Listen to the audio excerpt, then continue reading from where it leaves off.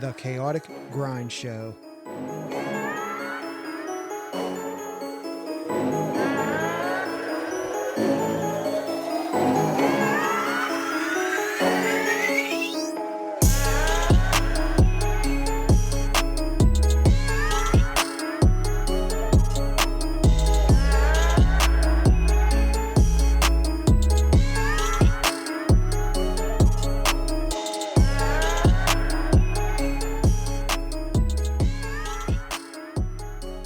All right, welcome to the Chaotic Grind Show, everybody. I am your host, Mike Mahaffey, and today I am rolling solo. It is just me and you, a little one-on-one time, me in your ears. Tonight we are going to talk about, I wanted to talk to you guys about my personal business, my electrical business, how I got started, and what I did to start it up. And maybe some tips and tricks or some info to maybe help you get started if you're looking to go out on your own, or if it's just a thought, maybe in the future you're thinking about it, and what I did and how you could do it too. And first I'll talk about how I got started. I know we talked about it on previous podcast, how I was in the oil field and everything. And before that, I was an electrician for a while. I was for 8-9 years. And right before I got in the oil field, I was working on my own for like a year or two. And I had a little bit of a little startup, but at that time it was 2008-9. And the market wasn't the same. It was bad. The economy sucked, and you took what you could get. You couldn't even really find a job if you wanted one. So I was working on my own, and I was doing better than I was if I did have a job. So fast forward, it wasn't that great where I can keep going and keep going. So I went to the oil field. Well, everything kind of turned around while I was there. And when I got out, I quit my job one day and I started my company back up. And that is not really like recommended. I want to tell you just to quit your job and start your own business. It's not a good idea. I was a little bit established. I was already an electrician. I knew what I was doing. I had a little bit of clientele, nothing big. And I had some money set aside, and I just did what I had to do to get started. And at that time I was flipping a house, so I had things to do, but I didn't have money coming in regularly when I quit. So so what I did was I called my insurance company up. I got my insurance that I needed for the business, and I went from there. Started putting posts on Facebook and wherever I could, and I just built up my clientele, and it grew kind of quick, and I did all right. But that might not be the case for everybody, so don't go out and quit your job and start a business because you want to. I know the feeling. You're eager, and you want to do it. It's tough. It's not as easy, because once you don't have income coming in and you're not prepared for it, you'll screw yourself and you will fail. And you don't want to fail. The whole point of it is to succeed, and that is what I'm going to help you with today. I don't know how far I'm going to go with it, but we can do more episodes on this if you guys like. I'm sure I'll just do it anyways if I need to. So how I started, I'll just give you little tips. When I quit my job, I already had my insurance lined up. I already had a little bit of work lined up. So when I got done, although I was flipping a house, if you're doing something like that, you're spending money. You're really not making money. So I was getting little jobs to just pay my bills. I was doing that, and I was getting the word out there. I was advertising where I could. You got to do things cheap. Like, you got to advertise cheaply. Facebook, it was great at that time. It was good. And I'll touch on that. I'll touch on where to go on Facebook for them things, especially if you're a contractor. I know there's different industries listening. You might be a hair salon. You might be, you could be a plumber. Construction kind of falls in the same category. You guys could all do the same as I did, because it's basically how it works. But other places, I don't know. Real estate agents. I was a real estate agent for a while. I had my real estate license in Pennsylvania, and I was not a great real estate agent. It didn't last long for me, but I did find it interesting, and I could probably get some people on here to talk about it, how they grew and everything. But all these things you could kind of apply to what you want to do. I don't care what business you're in. You could kind of all do the same thing. You just got to incorporate what I say into your life, however you got to work things. So getting started. If you have a job and you're working, that's great. Start getting a side hustle. Start doing side work. You're going to work nights. You're going to work weekends. And if you're not already doing that, I know a lot of people in construction, a lot of guys that are working for companies, they're doing that, and they're working nights and weekends a lot of their time. A lot of time off, they're working. And that is a great way to start your own company, because, one, you're building relationships with people. The more people you get in contact with to talk about what you're doing and what services you provide can get you in the door with more people, because they have friends that need things done. And that don't matter what it is, whether it's getting your hair did or they need a new toilet. Like it could be little dumb jobs you don't want to do, but it's money coming in, and that's what you have to do to get going. And you got to do the side jobs. Do the side jobs as long as you can. I mean, build up money. Put that money aside. Put half the money aside. Put half the money into your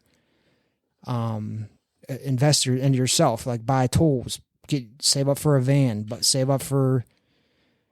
Just do whatever you have to do to make it easier, so when you do go out on your own, that you have what you need. You don't need to... Like when I got started, I had a truck. I put a ladder rack on it, and I had a toolbox, and I just started working. I had tools already. I didn't have the greatest tools because I didn't need them when I was in oil fields. I didn't have the greatest things, but I worked with what I had. And then as I got a little bigger, I accumulated more things. And some of you might need software. Well, you got a little side hustle. You save up. You pay for the software you need. I don't know, whatever it is that you need to do. If you have a store, if you want to buy a store and you're selling stuff online or whatever, but you want to open up a store, you're going to have to buy POS systems or whatever they call them, the registers and everything like that. Start saving up for that. Do things like that. That's what the side hustle's for. It's not to, you can make good money doing it, but what are you putting the money towards? Like, to have fun or your future? So that's your side work. I would highly recommend doing that, because the more contacts you make while you're working steadily, you're working overtime or you're doing your side jobs, you're meeting more people, making more relationships, which is going to give you more work when you're out on your own, and it will grow. As long as you're doing good work, you're providing quality, you will grow. You will grow, and then eventually, if you're doing enough side work, you're going to have so much side work, you're going to need to quit, because you got to keep up with your side work if that's what you want to do. And you don't want to let down your customers, and then your referrals. You don't want to piss off the people that gave you the referral. And if you are hearing a baby in the background, because you are, I have an audience.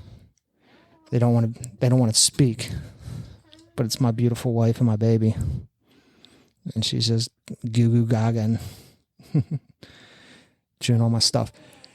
So anyways,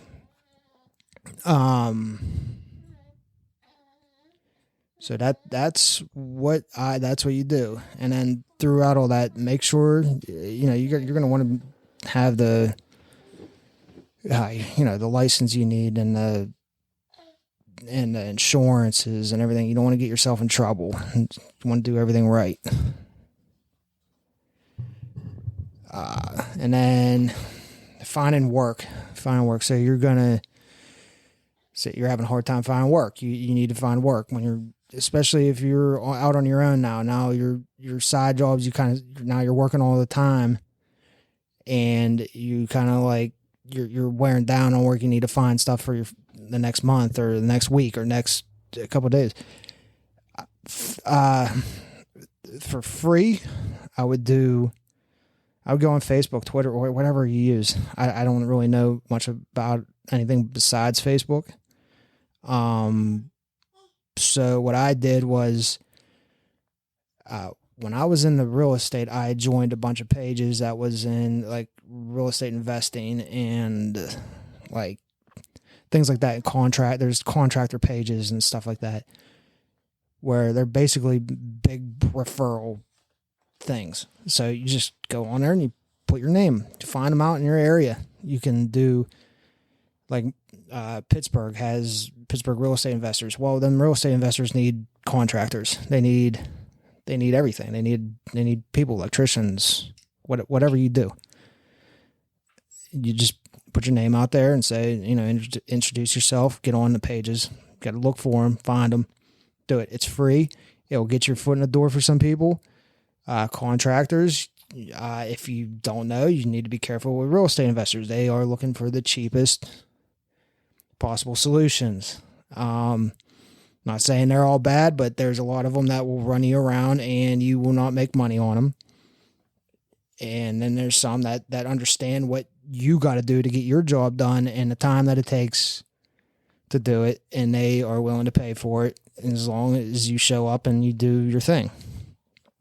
That's just a little side note for if you're a contractor getting started. And real estate investors are a great clients to have. You just got to be careful who you work for. And most of them are pretty decent. But real estate agents, they need different contractors to. So this is from my point of view, what I see as a contractor. These are the people and the things that I use to get started. I don't know if you're in another industry, you could kind of you got to find your own kind of tools, like the people that need you. That's who you go to. So who I use, when I was a real estate agent, I had some real estate agent friends. When I started back up, I texted them, I called them, I said, hey, I'm back out on my own. I'm doing electrical thing full time now. If you need anything, let me know, and I'm available. And that panned out. I had about, 3 or 4 real estate agents I started working for, like immediately. They needed little things done. Yeah, they're not the greatest jobs, but you're bringing in income. So real estate, and then they talk to other real estate agents. They don't even have to work with the same companies. They know people from they're their own network. They talk, so you will start growing with them.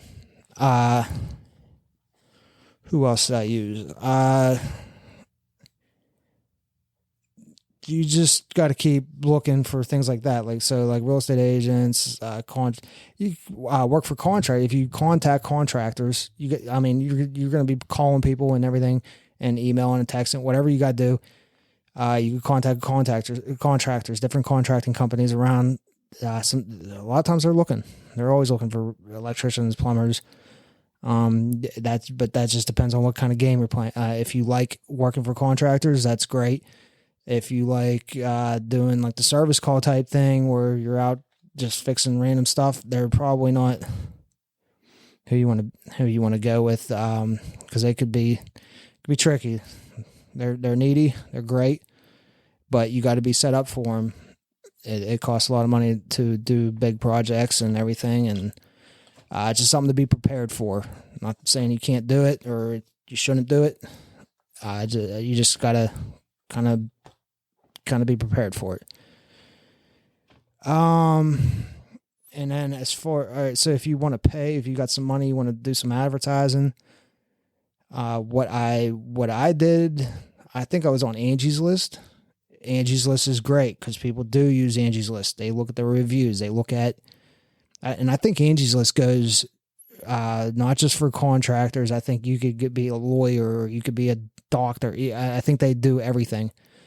Don't take my word for it. I'm not 100% sure, but I know I looked up like accountants on her. Or I looked up something. I can't remember because I haven't used them in a while. But I did advertise on her or market myself, whatever it was. But the thing is with them, you have to get reviews. The more reviews you get, the more you're noticed, you pop up. And obviously, the more money you spend, the more you show up in their little lead generator or whatever they have. But the good thing with them is, yes, you are paying for them, and you're out there looking for new clients or customers. But whenever you sign up with them, you can send out,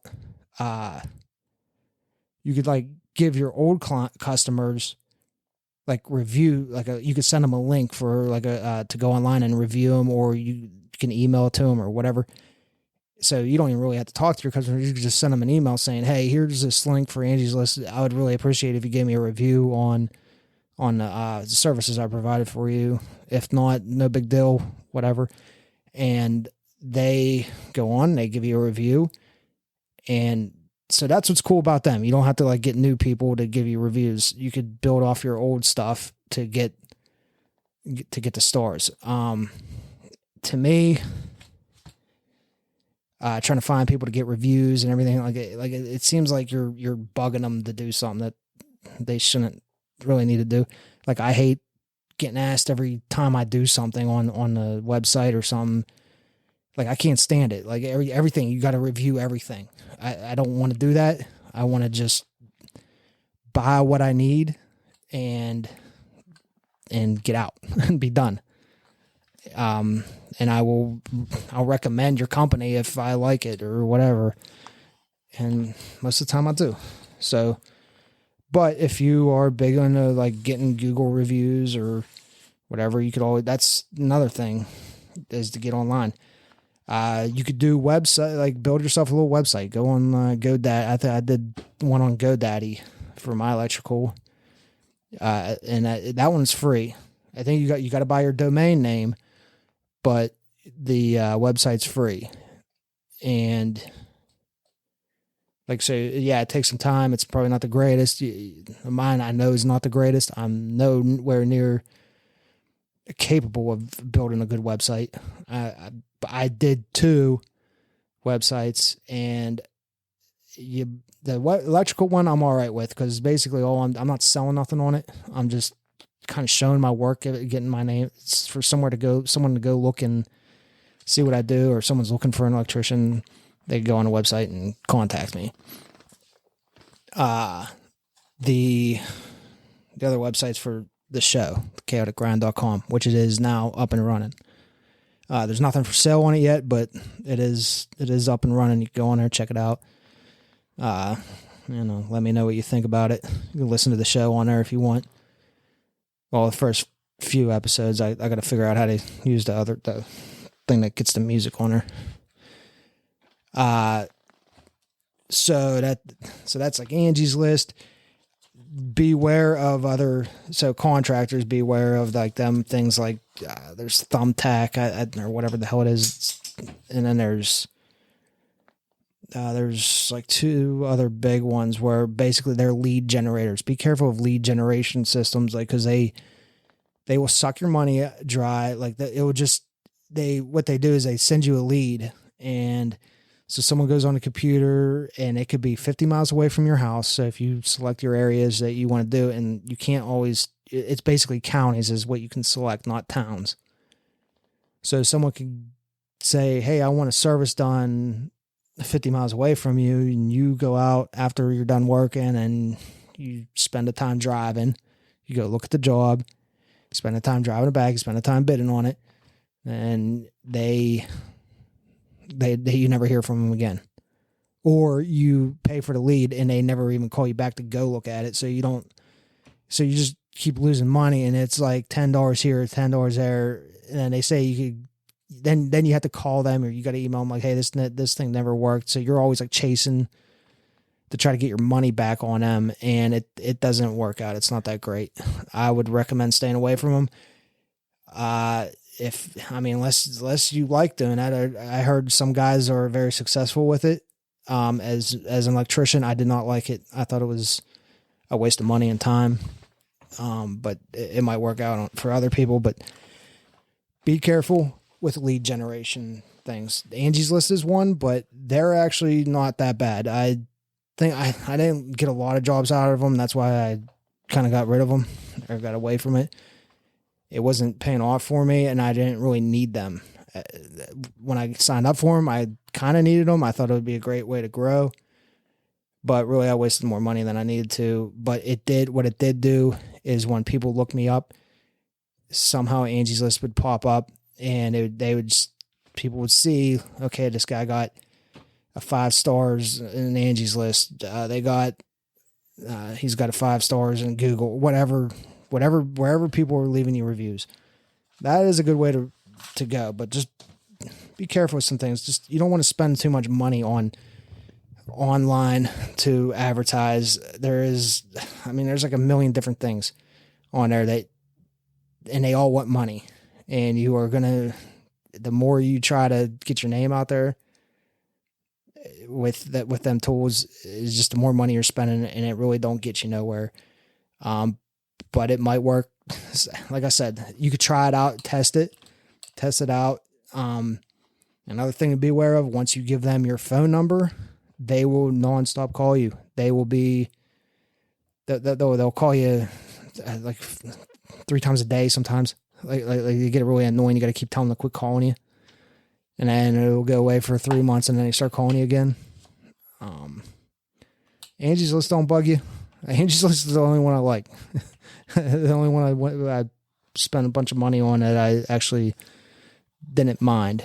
There might be other good ones out there. I don't know all of them. I kind of stopped looking at them. I think Porch is one of them. Porch is always calling me. They still call me. I haven't even entertained them in like 5 years. And they still call me. I'm still in their system. I tell them to take me out of their system every week, it seems like. But so that's getting started with trying to advertise or whatever. Just kind of word of mouth is the best way. You do good work, people will refer you. Does it come in swarms? No, sometimes it does. Sometimes so that goes for anything. Your number one goal is to make your customer happy. You make your customer happy, they refer you, they get your name out there, and it comes up in conversations. They mention you as an electrician, and next thing you know, you got another customer, and then the same thing happens. You might be talking to a group of people about you. Next thing you know, you got a group of people that are about to call you. So that's that. And I'll tell you another, it's a good thing to do. You feel good doing it, is get in with a church. Like, I have churches a lot of people don't like doing work for churches. One, because they're 200 years old and they're expensive. Like, things are expensive to fix on these places. If you can help out a church, like if you can, I mean, you don't have to do it for free, but you're not going to make a lot of money on it because they can't afford, like a lot of them can't afford to pay you. Like unless they're one of them churches on TV or something. But just I would bite your nails and do a job for them and do a good job. And when they call you, come back and do what you can for them. For like sometimes they have the money saved up for bigger jobs. Sometimes you got to tell them how much it is, and it takes them a while to save up the money. Do it. They have a lot of people that go to them places, and when they like you, everybody likes you there. And I do work for a couple churches. The one church I do work for, I think I got like 3 or 4 families, whole family, like not just the people that go to the church, like their whole families. I do work for. It's a good way to. It's like you might make a little bit of money, you might lose a little bit of money, but you're getting you got work, and the work that I got out of them was good jobs. They're always good jobs. Some of them were little things I could stop on the way home and fix something. Like that's a little bit of money. Some of them were rewiring whole houses, doing services, things like that. Those are good things. It's little things like that. And I'm sure if you're in another industry, you can do the same thing. You can offer your service, like call them up and, hey, I'm giving this opportunity. I keep going to like hair salons for some reason. Just say, I'll give free haircuts at your church for like 2 hours or something. Like, so you just go there and you cut kids' hair or something for free. Well, people notice that, then they'll start calling you to get their hair did, whatever. Just an idea. I just came up with it. So if you're thinking about owning a hair salon, there you go. You're welcome. I guarantee you it'll work. Guaranteed. Not really. Don't come to me if it don't work and you do that. What else do I have for tonight? Getting started. As far as like your insurance, like a lot of people freak out. Oh, I got to pay insurance. I got to do insurance and stuff. Like, oh man, it's the cost of business. If you're even entertaining the idea of business, that is like your regular insurance for yourself, for your business is not that much. You might be paying, well, it depends on what you're doing. If you're running a heavy equipment, then yeah, you're going to be paying a lot more. If you're, I don't know, I can't say for every trade or every business how much it is, but the less dangerous it is and the less like things cost to run the business, it's not that much. And to get started,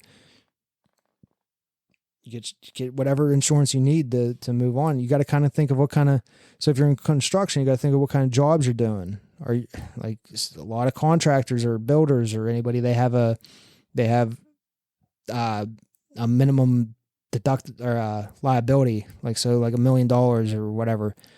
You got to make sure you have all that, and if you don't want the headache of having to go back and up it, it might not be a time where you want to up it. You might not have the money or something to come up with more money to get yourself a bigger policy. So you might just want to start off with it. But ultimately, if you work up to it and you save up the money for it, it's not that bad. It's yearly. You can pay it yearly. I don't know what all insurance does. Sometimes they let you pay monthly, but I know when I got started, I had to pay it yearly. And it was like under $1,000. I can't remember the exact number.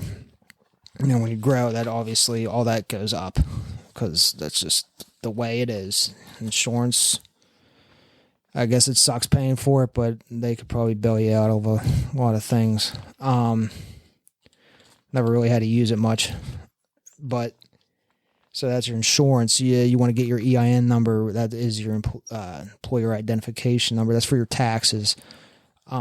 What I recommend doing is you could get that for your side hustle. Get it and start working, and that way, like if you're going to pay your taxes and do everything the right way, get an EI number, get your business name registered or whatever you got to do.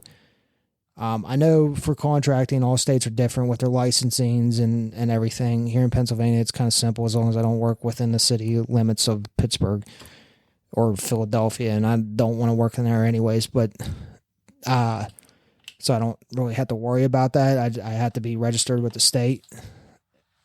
Plumbers are different. They have to have different certifications. HVAC guys,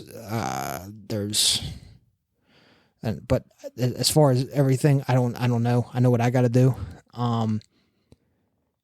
But get whatever you need, like your EIN number, get set up as like a sole proprietor. Because if you're just doing it as a side gig, at least you got that going, and then you got you're not being taxed on your personal, on your like Social Security. I don't know I can't remember how it works. It's been a while, but what I would recommend once you get out on your own is to start up an LLC.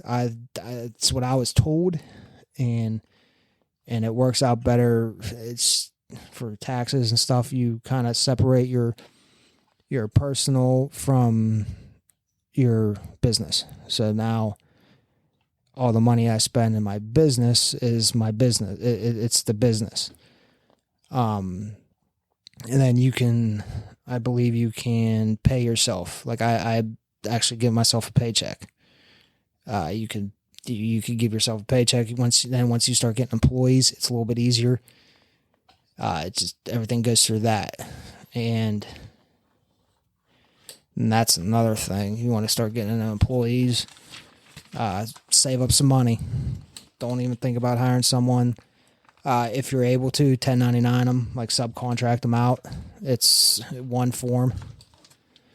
You fill it out. Now, if you subcontract someone, you can't sit there and tell them how to. You can't tell them what time to show up. Like they basically are their own business. They show up, they do their job, and then they go home. Like you're supposed to know what to do. They're supposed to know what to do. It's basically like you getting hired to do a job for someone else. Like no one's there to babysit you. So you get them to 1099, and all you do is keep track of their money. It's a little bit easier to handle and manage and pay for. To get started, that is probably your best bet. You're going to want someone that knows what they're doing. You don't want to hire a helper, or you might want to hire a helper. But if you're getting yourself in a bind and your helper don't know what they're doing, or just a helper, then you're kind of screwed. So I would definitely, if you need help and you need help with experience, I would just 1099 someone, and then you could talk about bringing them on down the road. So just save up money for employees. That is your best bet, because if you hire them, you're going to need workers' comp. And you start paying your Social Security. You pay that. A little bit comes out of their paycheck. A little bit comes out of your bank account. It's working taxes. You're paying more into their tax. Like you're spending a lot more money. Workers' comp is a big one. That thing, it depends on what job it is. I mean, like electrical, I think it's more. If you work in an office, I don't think it's that much. It's probably not that big of a deal. But for us construction boys, it sucks. It's a lot of money, and the sad part is you really don't get much out of it unless someone gets hurt, and then which you do not want. And then if that does happen, then it goes up, and it sucks. So just stay away from the work. Just do what you got to do. But I'm just forewarning you that those are expenses. So if you're going into business and you're all gung-ho and you think you're going to hire someone right off the bat, you better check with your insurance company or whoever's going to handle that stuff for you, because it's not fun. And I wouldn't recommend trying to handle it yourself, because there's audits, there's things that you got to do, and they're confusing if you don't do that. So I would make sure your insurance company can handle workers' comp. Sometimes they could, I don't know how it works. Maybe they could find you a better rate. I know that I'm more concerned with being able to give me what I need, like to help me out without me trying to figure out what they're talking about on the paperwork and everything. That's workers' comp. That's like your expenses. There's starting up. I guess it depends on what you're doing, where you're at, and if you're doing it full time now, like if you're doing the same thing, if you're doing like me, like I was an electrician, I wanted to go out on my own. Times were tough. We were still working. I had a side gigs, and then once I got laid off, I immediately went into like doing my side work, turned into my full time job. And that was years and years ago, and that was during a bad time, and I made enough money to survive, but I also had help. But if you're doing something now that you don't like, and you're starting up something new that's not maybe you want to start, you want to do a restaurant, but you're right now you're I don't know, you're an accountant, or you work in an office, but you just want to start your dream. Well, that's something you got to do some homework on. Restaurants are crazy, but that's a whole nother topic. I was in that game too for a little bit. I was in a pizza shop deal. Had my own business plan. I was working on to do my own restaurant. I was going to start up a long time ago. It was actually right before 2008. It was like right before the crash, 2008. I was at the bank, and they approved me. They approved me for the loan. It wasn't a big loan, to especially start up a restaurant with the liquor license and everything. And 2008 happened, or the crash happened, and literally the next week, my loan approval went from yay to nope. They're not lending out no money to restaurants, and a lot of people, like, it just did not go through. And I took that as a sign I got out of the restaurant deal. Just went right back to being an electrician full time, focused on that until now here I am. I do not own a restaurant. But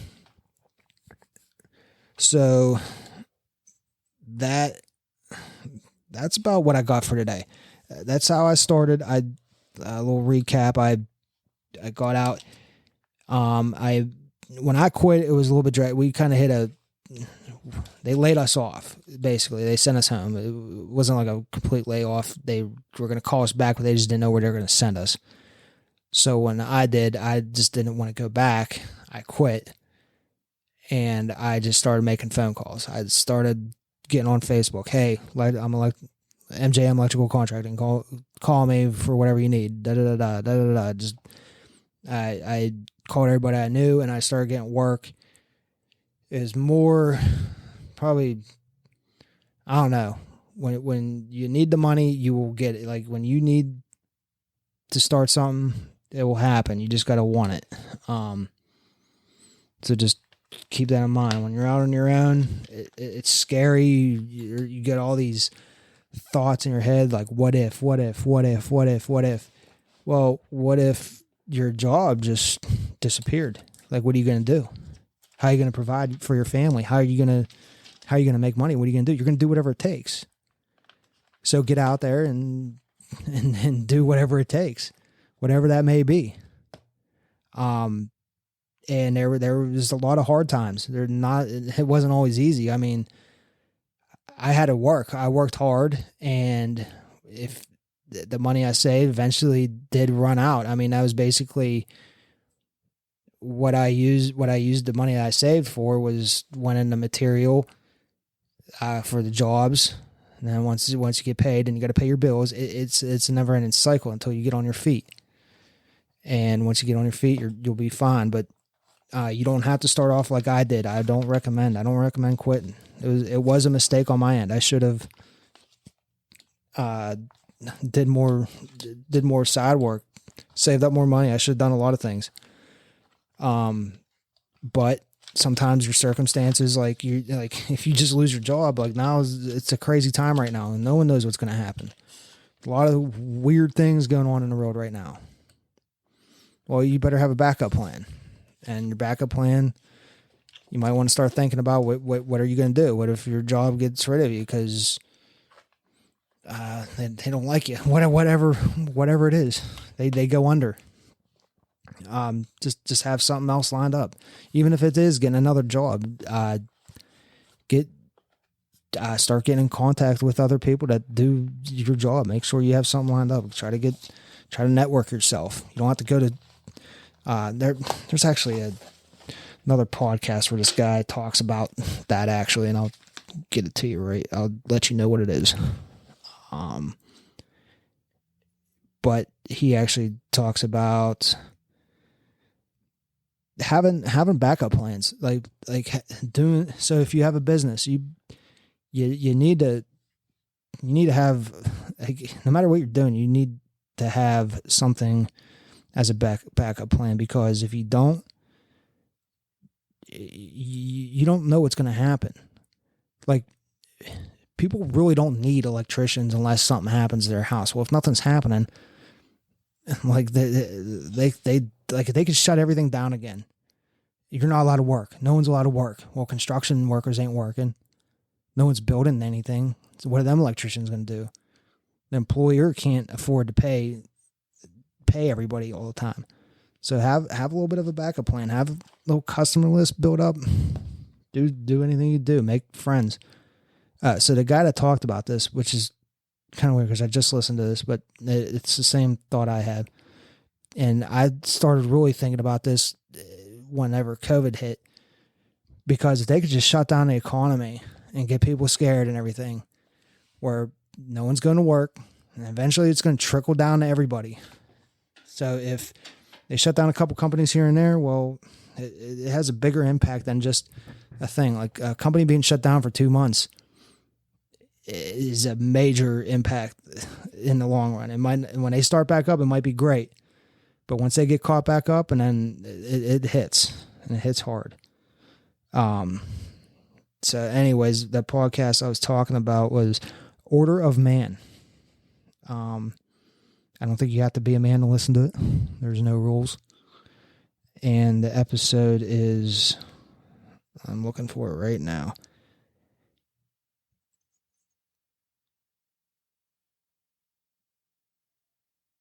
It's called Inoculate Yourself Against Employer Mandates. And I listened to the show. I don't really listen to this podcast that much, but I have in the past, and he's all right. There's so that episode is good. It kind of gives you a little point of view on what I was just talking about. Probably a lot better. This guy's a little bit more experienced in the podcasting realm. And another note, I am no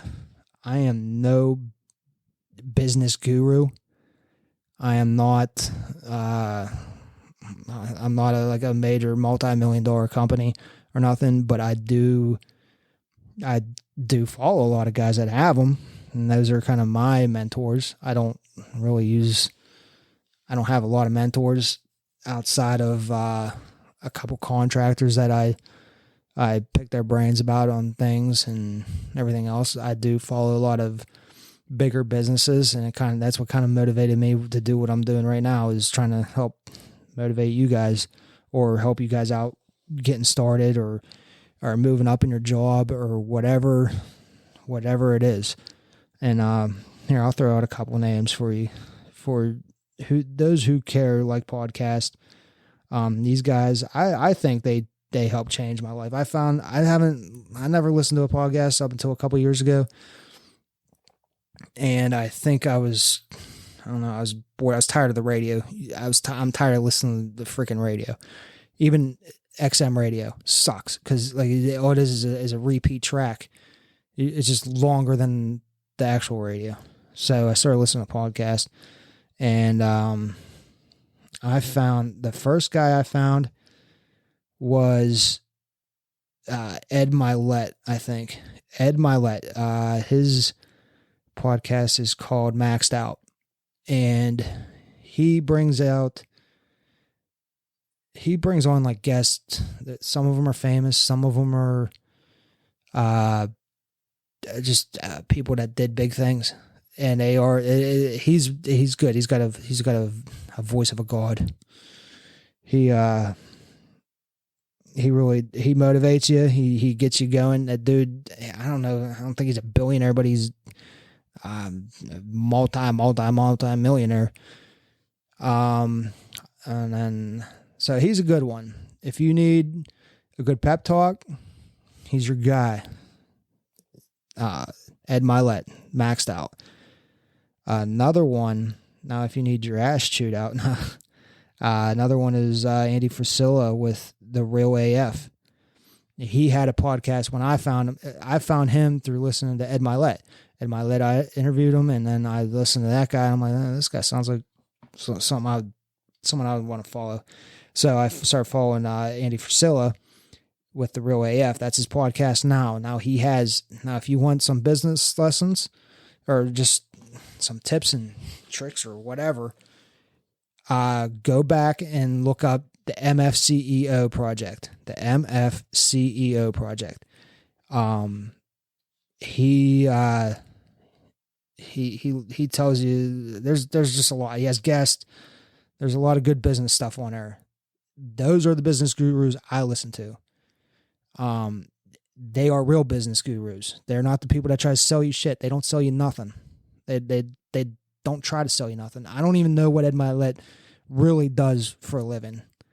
Yeah, he's something with financing or something like that, but so that's how you know they're not trying to sell you nothing. Andy Frisella owns a company. He's like a CEO of First Form. It's a fitness company. And he don't really even talk about that. He talks about it like bringing up stories and stuff about how he succeeded. That's how I know who it is. And I looked up and I used his products, and they are fantastic. I have shirts and everything. Big fans of those two. Another one for you military folk, and I'm sure a lot of you heard of him, is Jocko podcast. Jocko's a very interesting character. I like him. He's a Navy SEAL. He's not a Navy SEAL no more. He was a Navy SEAL, and this dude wrote books, and I'm pretty sure he wanted to publish his book by a certain time, and a publisher would not do it. So this dude ended up somehow starting his own publishing company, and everything's named Jocko. So, and he owns he's a part owner or something of Origin Maine, where they make clothes and stuff. And he got his own supplements and boots and shirts. Look him up. Jocko podcast. He'll tell you about their stuff. So those are my referrals for business gurus. They're the ones I follow. You could even follow. There's another guy. He's a wild one. I cannot think of his name. It's not popping up on my phone. But you want another podcast? Go check them out. I'm not trying to sell them on, but that's I honestly started listening to them, and it kind of helped me get my ass into gear and help me pick it up a notch. And every now and then you're going to need that. You're going to need mentors. You're not going to know everything. And if you think you do, you don't. So get over yourself. You're going to screw up. There's going to be money lost. And there's going to be hopefully a lot of money gained.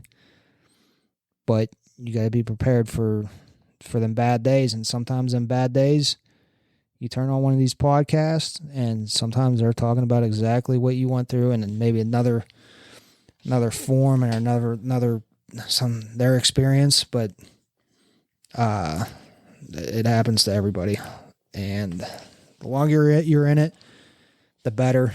The more you'll see that everybody struggles with this, with a lot of different things. And if you run into people who say they never struggled with their business, they just did everything was so great, they're lying to you. I guarantee you there was some sort of struggle and something that they struggled with. I don't know. Everyone knows the kind of people I'm talking about. So, well, I know solo podcasts are kind of weird for me still. They are, my audience has left. They were here for 5 minutes and then left. So I will get better. I just wanted to try to get something out there for you, get something started with my company. I can touch on more if you guys want to contact me, thechaoticgrind@gmail.com. Go ahead and send me an email, and I'll try to catch it, and I'll get back to you. If you guys want to check out the website, thechaoticgrind.com, it is up and running. It is not 100% right now. I guess there's nothing for sale. I'm still making contacts. I'm trying to get the people that are going to make things that it will be up and running with stuff on there for sale. It's just I gotta wait for people to make the stuff and get everything ready for shipping and all that. And we got some exciting products coming up. I think it would be cool.